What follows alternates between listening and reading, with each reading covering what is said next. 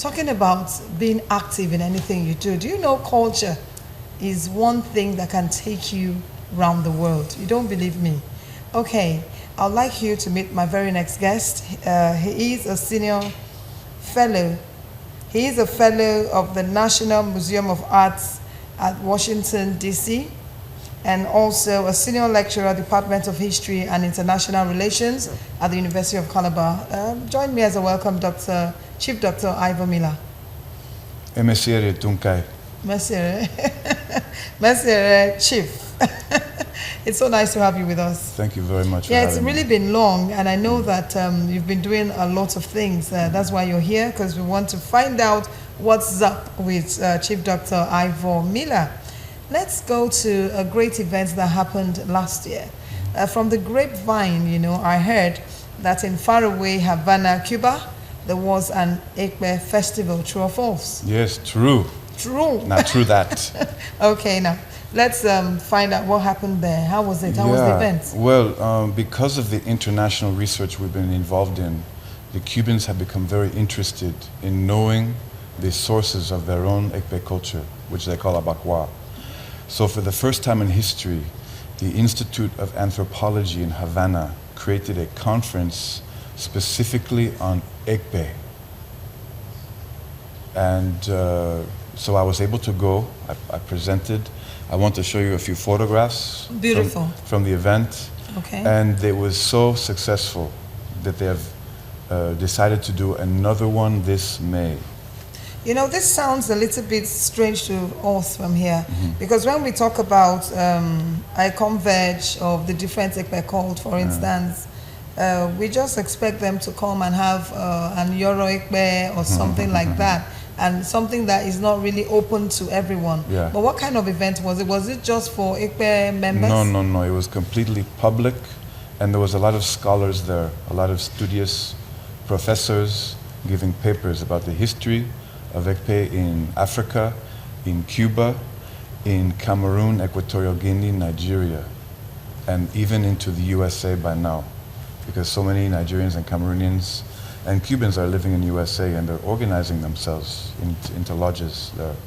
Okay, so all the lodges came. Do we have representation from Calabar, Nigeria? Unfortunately, not last time. Uh-oh. Yeah. You know, the Cubans have heard about their Nigerian roots, but until they see an actual Nigerian going to represent Nigeria, they're a little skeptical about, is this real, or is this just Dr. Miller talking? You know?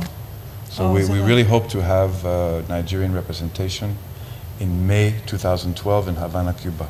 When exactly May? Because someone watching might this be will be, planning to go it's with you. May 28th to 30th.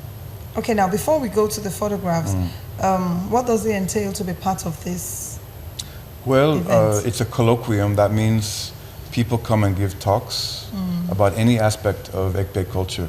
And when we say Ékpè in Cuba, we don't only mean the male society. We're also talking about Ekombi, Abang, any kind of Calabar cultural institution. Okay. Because all of it went across the ocean 200 years ago. So they classify all as Ékpè? Well, it's all under their Ékpè culture. Okay. But some of the rhythms they're playing in the Ékpè is even Ekombi. So we want to keep an open mind about it. And the Cubans want to know where they come from. It's very important. It's now been 200 years, and they know all the stories their ancestors brought. So what will be the icing on the cake is having Nigerian representation to confirm all of this. Okay, so Doctor, can we go through some of the pictures? Sure. Because I'm sure someone is saying, wow, can this be true? So the very first one, yes, if you can bring down the lead a bit. Yes, now that very first picture we're seeing, what does it represent? This is the opening of the conference. Okay. Yeah, come up a little more. It's the opening of the conference in Havana. And you see all the leaders of the Institute of Anthropology are there. This is a photograph of the Ékpè manifestation they had in the streets of Havana for the first time. So there was a kind of... there was probably about 1,000 people there. Okay. Yeah. celebrating for the first time the West African Nigerian roots of their Abakuá culture. And this is, there are many musical groups coming in, and you see the Idem Ékpè there. Okay. That's what their own Idem Ékpè looks like? Yes. Okay. Yeah. Okay, let's continue. So the next thing that I've been doing is the UNESCO nomination of Ékpè culture as a World Intangible Heritage. And now, this UNESCO nomination, is it a nomination of Nigeria? Yeah. But do we have any of our culture already accepted by UNESCO? Oh yes, yes. Oshogbo, the Oshun Grove in Oshogbo, Oshun State, is a World Heritage Site. Okay. That is, it's a place that was a sacred place, it still is, and it's now protected by UNESCO. The Gelede masquerade of the Yorubas is also it's called World Intangible. That means it's nothing you can touch, but it's culture and practice. It's been accepted. And I know there are many others, but from southeastern Nigeria, I don't believe anything has been nominated before.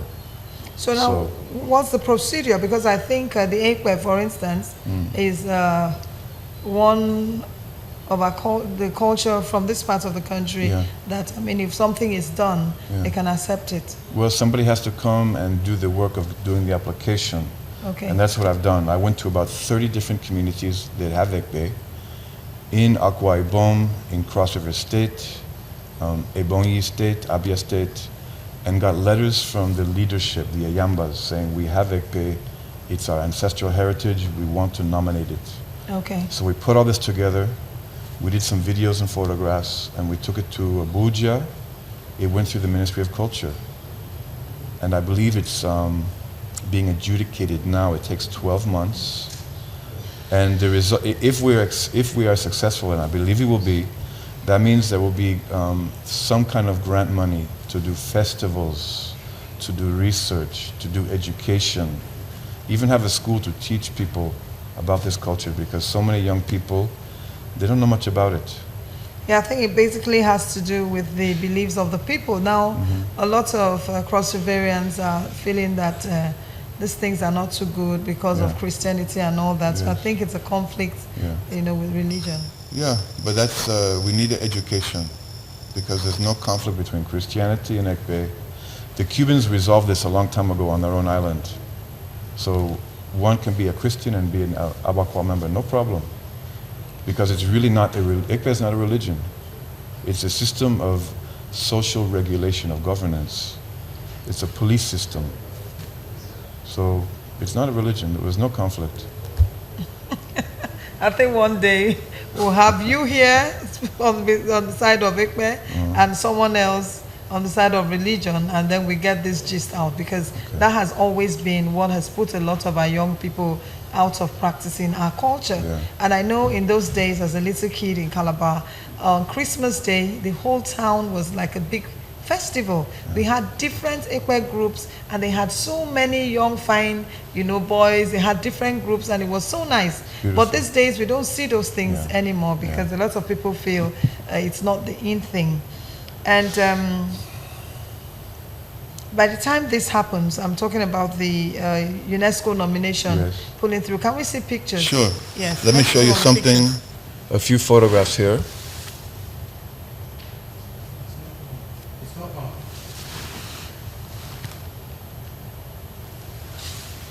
This first photograph is from Efe Kingdom. Okay, these are some of the photographs you sent for the application? Yes, exactly. All right, okay, now. So this is one procession going through Henshaw Town with the Yambas from the Obong's cabinet, who graciously put this performance together for documentation with UNESCO. And some of the other communities I went to many, but this one is Ojo in Akampa. Okay. Oh, they have Ékpè in Akampa too? Oh yes, oh yes. This is Umon Kingdom. That's in the center, the Yamba of Umon. Biase. Wow. Oh yes. Very interesting. And this is Ifut Kingdom, Ifut Ifako in Creektown. Okay. Yeah. So that's part of what we put together. Okay. And it was a real pleasure. And through the process, we learn about all the connections, historical, cultural connections of the people in southeastern Nigeria. It's quite amazing. Okay, apart from Biase, is it true that we have Ékpè in Yako? Absolutely. Oh, I'll show you a photograph in a minute of some of my yambas from Ugep. Oh, they have Yambas from They Ugep. do, Oh, that's yeah. great. It's great to know that we are all one. It's really a big place. I can see the Yako cameraman really, really smiling. All right, now you decided to write a book on with the title "Voice of the Leopard." Yeah. And it was launched last year. Yes. Can you just give us a little Sure. sneak preview? You know, the Cubans have known for a long time that they come from Africa. Okay. But no Cuban had actually been able to go from Cuba to Nigeria, to Calabar. To this, for them, it's a sacred land. This is Mecca. They have to be coming here for pilgrimage. You need to arrange that. Exactly. Well, we did it in 2004 with Donald Duke. Yes, I know. And we hope to do it at a larger scale. So I wrote a book in English so that, and I came to Calabar to help people understand this incredible migration and the cultural impact.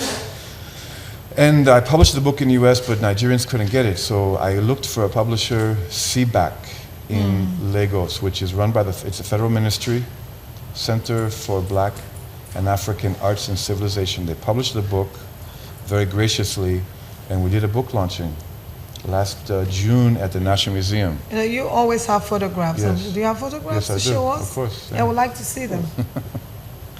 So He always has photographs. in the first photograph, we can see some of the illustrious people of Calabar, the curator of National Museum, Mr. Sonia Daka, Yes. and Intoi of Akin-Kwa, my good friend. And here is Professor Uya, who gave a brilliant review. And here is the Vice Chancellor of UNICAL, Professor Epoke. And some of the members who were there, you see some of the Ékpè people are there, including Professor Escor Toyo, another one of my teachers, a brilliant man.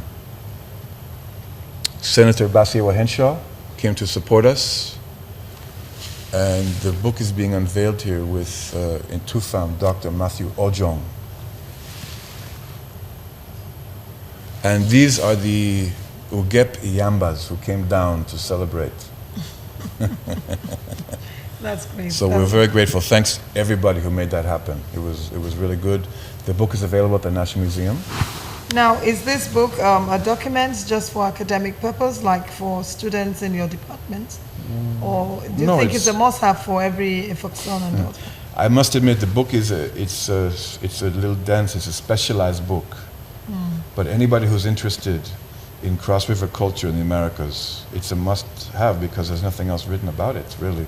What specialized? Why use the word specialized? Well, because it's not a romance novel. There's a lot of technical terms, a lot of Ékpè language and things like that. Okay. You understand? Okay. So, but I tried to do my best to tell the story of how Nigerians were forcibly migrated into the Caribbean, how they regrouped and created their own homeland culture.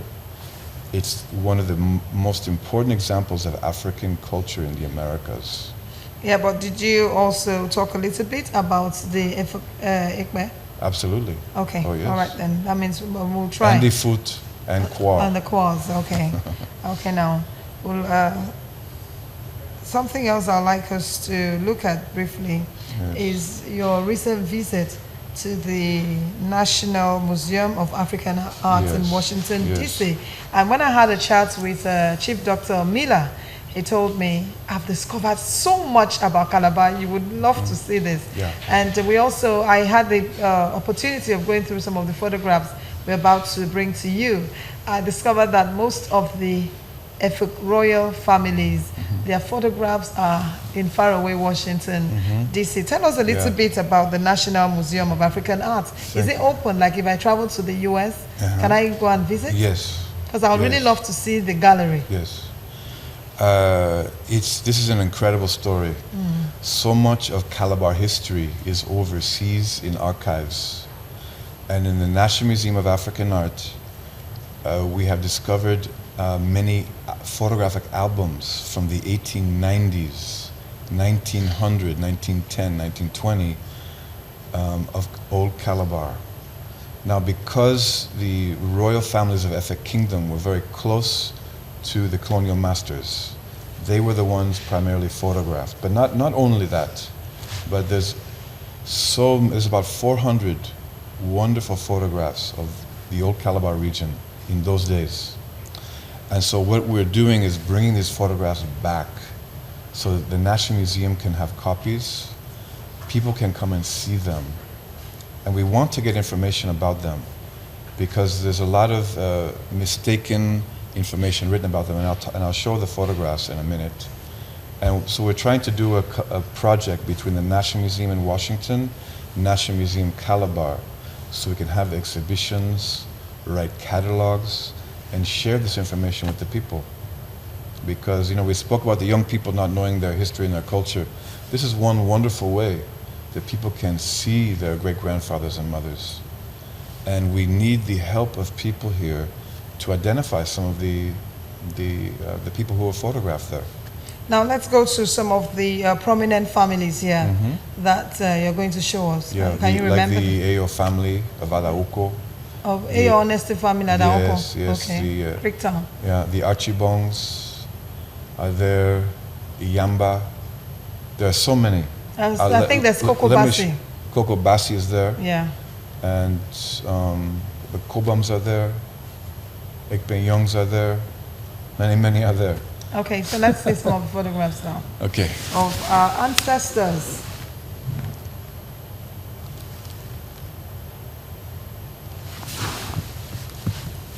Good. So this is from the Eliot Elisofon Photographic Archives, National Museum of African Art in Washington. And this is one of the photographs. All it says here is a king of Old Calabar. But I believe this is King Ephraim Duke. This photograph is actually in the book by Oku, okay. Calabar Kings and Chiefs. But we have a very nice copy there. And here's another one, Prince Archibong of Old Calabar. And it would be so wonderful to know more about this man. Okay, and so the Archibong family members will be able to help out there. Now here's an interesting example. This is an Nkanda Ékpè play. It's a traditional rites, and you see the Ékpè lodge and the Oboti tree there. But if you look at the caption on the bottom, it says Crew Boy Play. What does that mean? That's a totally erroneous caption. Yeah, Crew Boy because Play. the Crew people came with the British masters from Liberia, Sierra Leone, and they were British subjects. So these people here are Yene Sonde, the sons of the soil. So you see, we need help in correcting some of the information about the photographs. Yeah, thank God you're there. At least you know a bit of our history. Okay, now which is this? This is a photograph from an Efik family. And you can see their wonderful masquerades. You see the elders, the young people. They're doing some kind of ceremonial activity. Okay. And it will be so nice to find members of this family to identify, oh, that's my great-grandfather. Okay, that's our masquerade. Because there's no information about this. Here's another one. This says Court Beauty, Old Calabar. That means a regal lady. Yeah. And she's coming out of the house. Okay. That must be someone from the fattening room. Oh, yes. And this one says Ladies of Rank, Old Calabar. So you can see that these are the elites of the Calabar area. And the families are still around today. So wouldn't it be nice to have some more information? And the families I know would love to have copies of these also. So if I identify someone now, someone back home identifies a grandfather or a great-grandfather, can they come to you for copies of the photographs? Yeah, we can arrange that. Oh, that's It will happen through the National Museum, but we can. But they can't just see you and get it. Well, we'll talk about it now. All right. Because these are not my photographs; they belong to the National Museum. Okay. But the answer is yes. But we just need to find the way. All right then. Representatives of the native court. This is probably 1890, and you see each gentleman there with a staff is from a Efik royal house. And their names are written on the bottom there. And then you can see in the front the Mbeam. oath. They didn't use the Bible in those days, though. They use Mbiam. And some people still use it. Can you explain what that is, please? Not really. You know, these things, in our Ifa culture, there are certain places women don't go. Okay. Anyway, this is what people would swear on. It's just a local oath, yeah. Instead of swearing on the Bible. So, interesting cultural artifact. And here's another one. This is another lady coming out of the fattening room. And you notice the feather coming from her head, showing that she has become an Ékpè initiate. Yes. In those days, the Efik men loved them like that. Oh, yes. Well fed. Okay, so that's just a sample of some of the photographs. There are about 400 of them. And we're working with the National Museum in Calabar now to put them up so that people can come in and look at them. So like in the US, for instance, do you have instances where Kosovarians from in the US go to the National Museum and try to identify? Yes, is there a very great awareness of it? It hasn't, the photographs are not well known yet. We're just beginning to advertise them. Okay. Yeah, but the idea is that these photographs were often, they were in the albums of district officers who then went back to England. When they passed on, their families have then sold the albums. The National Museum bought them. And now we want to bring them back to Calabar and do an exchange so that the National Museum gets information, Calabar people see their photographs and their history. So we want to thank you so much, Chief Dr. Ivor Miller. This is really educative indeed. And for this year's event in May, I think we need to come back and sensitize the people. Yes. Because we'd like you to go with a contingent of great Ifop chiefs, That will be- title holders. believe me, it will be revolutionary. Because It we will need be- to go and teach yeah, them how these it's things true, are done properly. It's true, and they want to learn too. Oh, they want to learn. I want to thank the Vice Chancellor of the University of Calabar for his support for my research here. He's been wonderful. And also the Department of History and International Relations, where I'm now working. Okay. We're all working together on this because all the historians of Calabar can use this information also. Ntunkai, manamati etio. Thank you so much, Chief Dr. Ivor Miller. In case you joined us midway, we had to bring this to your notice because it just came back from the US with a lot of photographs, over 400 of them. We couldn't even show much, but I think he would give us the opportunity to produce a little documentary on our history because we have enough in this laptop to do that. I want to thank you so much for coming. Thank you very much. Wish you all the best. Yeah. And when school resumes at UNICAL, warm regards to your students. Thank you very much. Because I'm sure they're learning a lot from you. Okay, I hope so. Thank you so much.